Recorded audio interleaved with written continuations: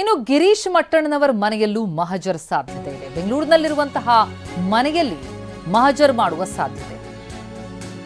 ಗಿರೀಶ್ ಮಟ್ಟಣ್ಣನವರ ಅಷ್ಟೇ ಅಲ್ಲ, ಜಯಂತ್ ಮನೆಯಲ್ಲೂ ಕೂಡ ಮಹಜರ್ ನಡೆಯುತ್ತಾ.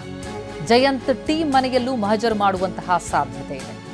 ಎಸ್ಐಟಿ ಅಧಿಕಾರಿಗಳು ಮಹಜರ್ ಮಾಡುವಂತಹ ಸಾಧ್ಯತೆ ಇದೆ. ಧರ್ಮಸ್ಥಳ ಪ್ರಕರಣಕ್ಕೆ ಸಂಬಂಧಪಟ್ಟಂತೆ ಗಿರೀಶ್ ಮಟ್ಟಣ್ಣನವರ ಮನೆ, ಜಯಂತ್ ಮನೆಯಲ್ಲೂ ಮಹಜರಾಗಲಿದೆ.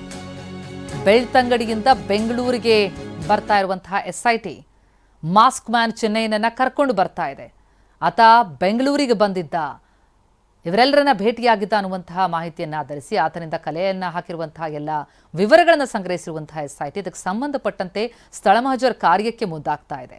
ಗಿರೀಶ್ ಮಟ್ಟಣ್ಣನವರ ಮನೆ, ಜಯಂತ್ ಟೀಮ್ ಮನೆಯಲ್ಲೂ ಕೂಡ ಮಹಜರ್ ಮಾಡುವಂತಹ ಸಾಧ್ಯತೆ ಇದೆ. ಈ ಹಿನ್ನೆಲೆಯಲ್ಲೇ ಆರೋಪಿಯನ್ನ ಈಗ ಬೆಳ್ತಂಗಡಿಯಿಂದ ಬೆಂಗಳೂರಿಗೆ ಕರೆತರಲಾಗ್ತಾ ಇದೆ.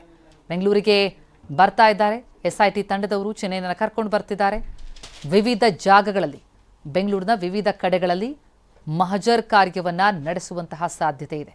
ಮೊದಲಿಗೆ ತಮಿಳುನಾಡಿಗೆ ಕರ್ಕೊಂಡು ಹೋಗ್ತಾರೋ, ಮಂಡ್ಯ ಕರ್ಕೊಂಡು ಹೋಗ್ತಾರೋ ಅನ್ನುವಂತಹ ಕುತೂಹಲ ಇತ್ತು. ಆದರೆ ಈಗ ಎಸ್ಐಟಿ ಬೆಂಗಳೂರಿನತ್ತ ಚೆನ್ನೈನನ್ನ ಕರ್ಕೊಂಡು ಬರ್ತಾ ಇರುವಂಥ